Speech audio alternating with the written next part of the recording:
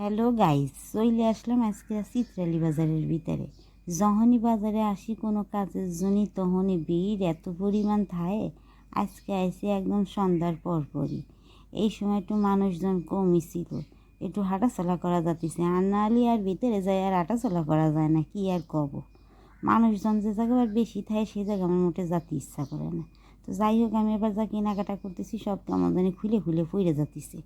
এই জন্যে আমি আবার একটু ব্যাগের মধ্যে ভালোভাবে ঠাইসে ঢুকাই দিলাম, যাতে আবার কোনো কিছু ফেলে ফেলে না যায়।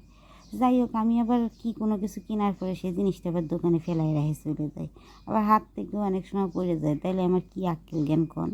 তারপরে যাই হোক, ভেতরের দিকে একটু যাইতেছি, যে ভেতরের দিক দিয়ে যাইয়ে টুকটাক কেনাকাটা করে নিয়ে আসি। তো কেনাকাটা আমার টুকটাক হয়ে গেছিলো। এরপরে চলে আসার সময় হয়েছে, আবার দেখলাম এখানে বসক্রি ছবি চলতেছে হলে। তো যাই হোক, এগুলো দেখে টেহে আবার বাড়ির দিকে একটু রওনা হলাম তাড়াতাড়ি।